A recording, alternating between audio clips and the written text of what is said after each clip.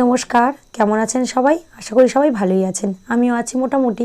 অনেক দিন ব্লগ দেওয়া হয়নি, তাই মনটা ছিল একটু খারাপ। আজকে সারাদিনের ব্লগটা আপনাদের সাথে শেয়ার করতে পেরে খুবই ভালো লাগছে।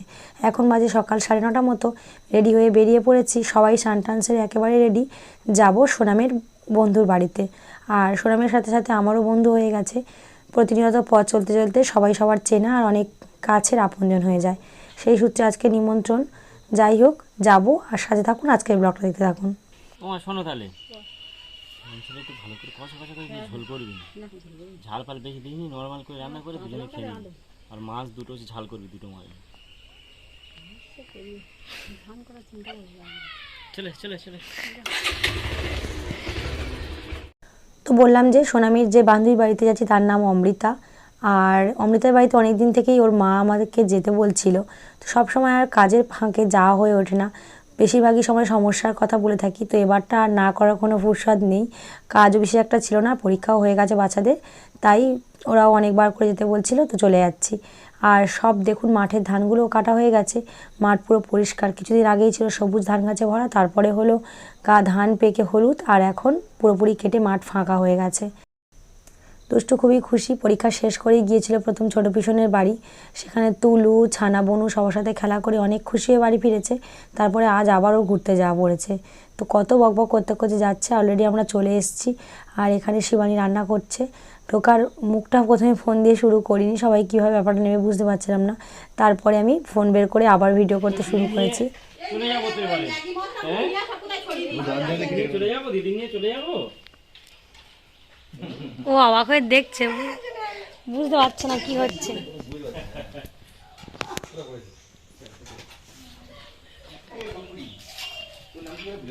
তো বাড়ির লুক চেঞ্জ হয়ে গেছে। ঠান্ডার সময় পাথর মানে না, এটা তো টাইলস, তো এটা না, এটা তো গরম জানি, এর পাথরগুলো আরো বেশি।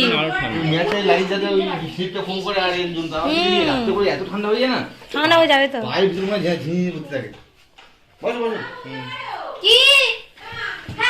বসো দিনেশ, এই দেখ এটা কি, এটা খেলা কর। কোথায় ফোন ফোন দেখার মতো শুয়ে পড়েছে, মানে বাড়িতে আমার ফোন দেখে, কারোর ভিজতে এসেই ফোন দেখার মতো শুয়ে পড়েছে।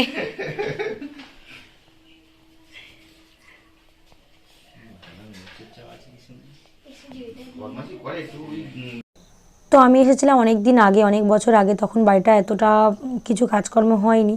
তো নতুন বাড়িটা একটু ঘুরে দেখবো বলে বেরোলাম, আর শিবানীর সাথে এসে থেকে কথা হয়নি, তাই ওর সাথে একটু কথা বলে শুয়ে যাবো ওপরে।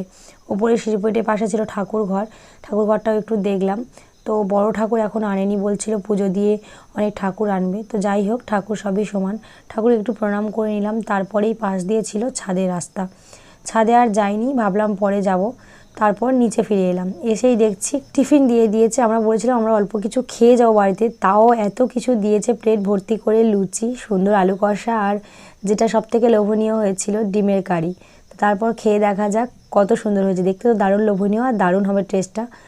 আর দুষ্টু বেজায় খুশি হয়ে গেছে এত সুন্দর প্লেট দেখে। আসো চলে এই দিনেশ দা, নাও একটা, তুমি প্লেট নিয়ে নাও। অমৃতা, তুই একটা প্লেট নে। এই খাবি তো, খাওয়া হয়ে গেছে। আমি দেখিনি মানে তুই খাসনি। তো দুষ্টু সাজিয়ে গুছিয়ে খাওয়া দাওয়া করতে খুবই ভালোবাসে। বাড়িতে রোজই আমাকে বলে বাটি মেপে ভাত দিতে, বাড়িতে করে গোল করে দিতে, কিন্তু সবসময় ওর মানে ইচ্ছেটা আমরা আর পূরণ করতে পারি না। তো এইভাবে সাজিয়ে গুছিয়ে খাওয়া দিলে ও খুব খুশি হয়। তো আনন্দে আত্মহারা হয়ে গেছে, নিজেই একটা প্লেট সবার আগে টেনে নিয়েছে। ওইটা কার্টুন দেখো, কার্টুন দেখো। তো খাওয়া দাওয়া শেষ করে কৌশিক গেছে দোকানে, আর বাচ্চারাও ওপরে খেলা করতে যাচ্ছে। ওদেরকে বকাবকি করছিলাম যে ওপরে যাস না, কোথাও পড়ে যাবি। তারপরে আমি চলে গেলাম রান্নাঘরে, শিবানী রান্না করছিল সেখানে। নিজে রান্না করতে ভালোবাসি আর রান্না দেখতেও ভালোবাসি। তো শিবানী কি রান্না করছিল সেটাই দেখছিলাম, জিজ্ঞেস করছিলাম তুমি নিশ্চয়ই ডাল সাদাল দিচ্ছিলে, কারণ আমি যখন আসছিলাম তখন দেখছিলাম কড়াইতে ডালটা সেদ্ধ হচ্ছে। আর ও কীভাবে ডাল রান্না করে সেটা দেখি, সবজি ডাল হবে বোধহয়, তাই দেখলাম কাটাকুটি রয়েছে। তো প্রথমেই কড়াইতে 5 ফোড়ন আর তেজপাতা, পেঁয়াজ এগুলো দিয়ে ভাজছে। তারপরে দিয়ে দিল কাঁচা লঙ্কা আর টমেটো।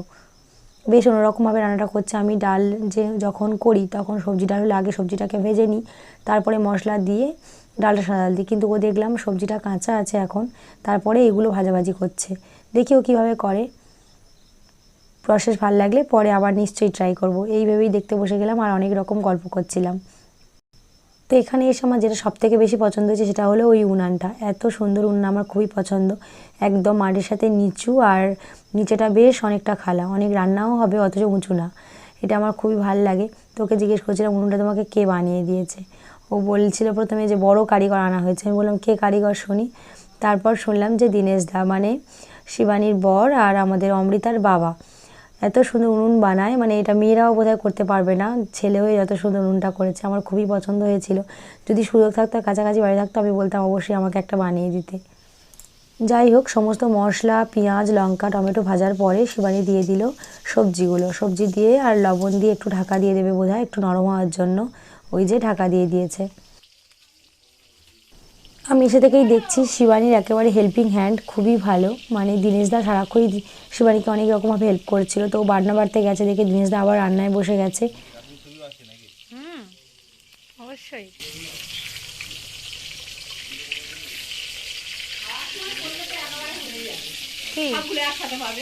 হ্যাঁ, পরে পরে লাস্ট সব।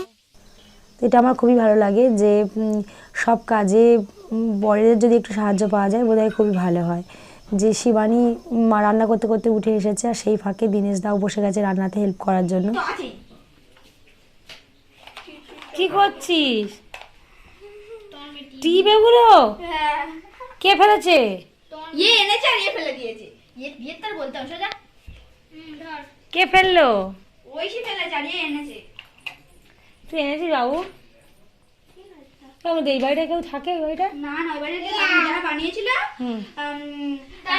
পুলিশ পুলিশ ছিল তারা। এবারে বলে তো ওদের কি হয়েছিল, মানে শরীর খারাপ হয়েছিল, কার চলে গেছে আর একজনের কাছে বিক্রি করে গেছে। তারাও আবার বলে না না ভালো লাগছে না বাড়িটা। তো এখানে এসে আমি শাড়ি চেঞ্জ করে নিয়েছি। শিবানী একটা শাড়ি দিয়েছিল, সেটা পরেছি। তো অনেকদিন বাড়িতে শাড়ি পরছিলাম না, তো আজকে শাড়ি পরে বেশ ভালো লাগছিল দেখতে, আর শাড়িটা বেশ দেখতে। না, আমি কোনো কিছুতে কাঁদিনি।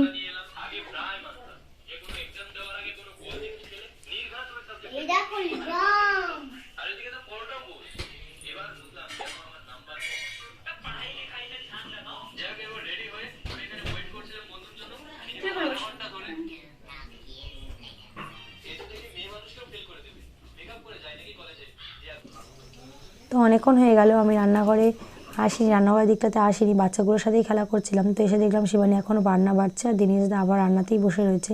তো আমি তাদেরকে বেশি ভাগ্যবান বলে মনে করি। সব মেয়েরা প্রত্যেকটা কাজে তার তার প্রিয় মানুষকে কাছে পায়। দীনেশদা অনেক হেল্প করছিল সকাল থেকে, দেখে বেশ ভালো লাগছে। তো রান্নাবান্না প্রায় হয়ে এসেছে। শিবানী এখন লাস্ট মাংসটা কষছে। মাংস রান্না হয়ে গেলেই সমস্ত রান্নাটা হয়ে যাবে। আজ সারাদিনটা বেশ মজা করেই কাটলো, অনেক রকম গল্প, আর বাচ্চারা খুবই খেলা করেছে। আজকে 4 জন মিলে অনেক মজা করেছে, অনেক খেলা করেছে। আবার যেটা না বলেই নয়, উনুনটা আমার এত পছন্দ হয়েছে, এত নিচু, এত সুন্দর জ্বলছে। আর ছোট্ট উনুন, কিন্তু কাজ দিচ্ছে অনেক বড় বড়, সেটা দেখে আরোই ভালো লাগছে।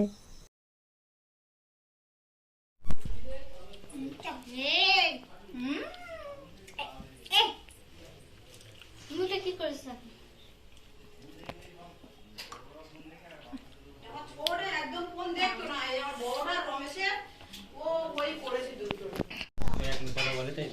না না, ও ছাদ থেকে ফেলে দিয়েছে। এটা ছাদে নিয়ে ফেলে দিয়েছে, করে উঠেছে। ওনাই ছাদ থেকে ফেলে যাওয়ার পর ও নিয়ে চিৎকার করছে। ও কতবার করবে, ওদের প্রাণ আছে বুঝলে।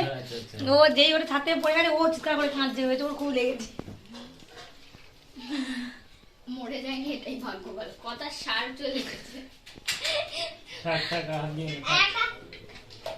এটা চোখও হাবিস করে দিয়ে ছাদ থেকে চল, চোখ কোথায় গায়েব হয়ে গেছে। ওইদিকে তাকিয়ে দেখছো, এই একটা চোখ তোমার দিকে তাকিয়ে আছে, তুমি কাছে কেন দেখছো? তুই যখন ওদের বাড়ি যাবি তখন তোদের রান্না করাবে, দেখবি। আমার নিশ্চয়ই তোরা এখন ওপরে উঠিস না, খাওয়া দাওয়া হয়ে গেলে উঠবি। সব ফেলবি ফেলবি। দুষ্টুর বারণ করেছি, মানে দুষ্টু হাওড় রাস্তা উঠে গেছে অলরেডি, দেখেছো? বারণ, ওপরে উঠতে বারণ করেছি আমি।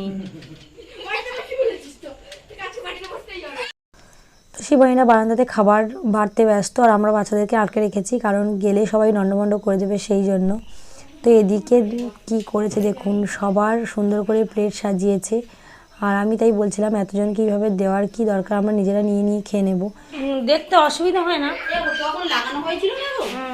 এই একটা কথা বলবো গো, বলো। বুঝিদা ওই শাড়ি শশা প্লেট দেবো? শশা দেওয়ার জন্য বলি, শশা মাংস খাওয়ার সময় নেবে তখন দেবে। ঠিক আছে ঠিক আছে ঠিক আছে। চলুন দেখে নিই বা আপনাদের দেখাই আজকে দুপুরে কী কী মেনু ছিল। ছিল সবজি, ডাল, আলু ভাজা আর বেগুন ভাজা। কত বড় বড় আর মোটা মোটা বেগুন কতগুলো করে দিয়েছে। যাই হোক, সবজি, ডাল, আর এটা ছিল ছোট চিংড়ি বাঁধাকপির তরকারি, মাছের কালিয়া, চিংড়ির মালাইকারি, আর ছিল চিকেন কষা যেটা আসছে, আর এক থালা স্যালাড কেটেছিল, প্রচুর স্যালাড আর পাঁপড় ভাজা ছিল, আর ছিল চাটনি আর দই মিষ্টি, যেটা এখনও আসেনি কিন্তু আমি জানি সেটা হয়েছে, তাই আমি এটা বলে দিলাম আগে থেকেই। তো সবাইকে আমাদের চারজনকে প্রথমে গুছিয়ে দিয়েছে, তারপর ওদিকে অমৃতাকে গুছিয়ে দিচ্ছে, সবাইকে সুন্দর করে আলাদা আলাদা করে সাজিয়ে দিয়েছে। খুব কষ্ট করে এটা করতে হচ্ছে, দেখতে ভালো লাগছে কিন্তু যে দিচ্ছে তার তো কষ্ট হচ্ছে। তাই আমি বলছিলাম এতগুলো প্লেট করার কী দরকার ছিল, আমরা নিজেরাই নিয়ে নিতাম। যাই হোক, সাজিয়ে গুছিয়ে দিয়েছে, বেশ সুন্দর। আর দুষ্টু তো আরোই খুশি হয়ে গেছে, বললাম সকাল থেকে সাজানো গোছানো খাবার খেতে খেতে ওর দারুণ লাগছে। ঠিক আছে, আমরা এরকম খাই। আয়ু আয়ু আয়ু আয়ু আয়ু আয়ু আয়ু আয়ু আয়ু আয়ু ওয়াই দেবো ওয়াই একটা কি করেছে আমার সামনেই যাচ্ছে। হ্যাঁ বস। সবাই এসে একসঙ্গে খাই। আমি বেগুন ভাজা খাবো না। আচ্ছা নিচ্ছি। কঙ্কনার কি ব্রেড লাগলে ব্লু কালার কঙ্কনার পরেনি বাবার এই যেগুলো হাড্ডি মতো আছে এই যেগুলো ওটা কঙ্কনার মুখে দিয়ে ধরে। আরে না না, ওরকম কোনো ব্যাপার নেই, দাও না। সব খাবে, কোনো অসুবিধা নেই।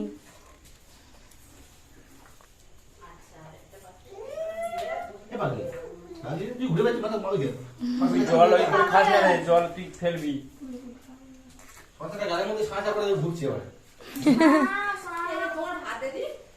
তুমিও শিবানী, তুমি একবার নিয়ে বসো, সবাই একসাথে খাবো। হ্যাঁ গো, শীত লাগছে, আমার শীতের কিচ্ছু আনিনি। এবার ঠিক বলেছিস। তো খাওয়া দাওয়ার পর চলে এসেছি ছাদে, আগে আসা হয়নি, সোনামি বারবার আসতে বলছিল আমাকে দেখতে, আর ওরা অনেকবার ঘুরে গেছে। তো এখন চলে এসেছি ছাদে, ছাদ থেকে বাইরেটা দেখতে বেশ ভালোই লাগছে। না বলো না না আমি বৃষ্টি বলছি। কি বৃষ্টি বলে আমি আজেরা আঁকতে যাবো কিন্তু আমি কালকে বলছিল বলে ওরা আজকে কে যেন আঁকতে আমি ঠিক আছে। ও আচ্ছা। তো আমরা বিকেলে আসবো বলে ঠিক করেছিলাম, কিন্তু শিবানী আমাদের আর বিকেলে আসতে দেয়নি। তো কৌশিককে বলেছিল দাদা তুমি দোকান করে ফেরার সময় এদেরকে নিয়ে যেও, তাই হয়েছিল। সন্ধ্যাটা গল্প করে আর বাচ্চারা অনেক মজা করে খেলে কাটিয়েছে।